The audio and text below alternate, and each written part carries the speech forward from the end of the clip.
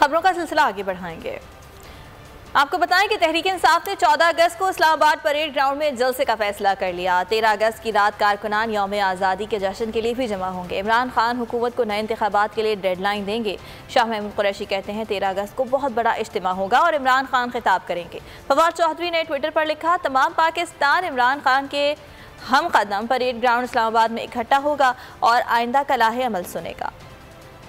यौम आज़ादी पर परेड ग्राउंड में होगी अवामी परेड। तहरीक इंसाफ इस्लामाबाद में जलसा करेगी। सियासी कमेटी के इजलास में फैसला हो गया। इमरान खान की जेर सदारत इजलास में तय हुआ कि 13 अगस्त की शाम कारकुन जमा होंगे, जबकि रात 12 बजे के बाद जश्न आज़ादी मनाया जाएगा। इमरान खान का कहना था कि मौजूदा हुकूमत हर मैदान में बुरी तरह नाकाम हो चुकी है, लिहाजा हुकूमत फौरी आम इंतखाबात की तारीख दे। बोल के प्रोग्राम मेरी जंग में शाह महमूद कुरैशी ने बताया कि 13 अगस्त को बहुत बड़ा इज्तिमा होने वाला है। 13 की शाम को इंशाल्लाह इज्तिमा होगा और खान साहब खिताब करेंगे। बड़ी तादाद में लोग आएंगे, उनकी बात सुनेंगे। इजलास में सियासी सूरत हाल पर भी बातचीत की गई। 9 हलकों में ज़िमनी इंतखाबात से मुतालिक कानूनी अमूर का भी जायजा लिया गया। अरकान असेंबली के इस्तीफों से मुतालिक पार्टी की कानूनी हिकमत अमली पर ब्रीफिंग दी गई। सियासी कमेटी के इजलास में PTI कानूनी टीम ने अदालतों में दायर दरख्वास्तों पर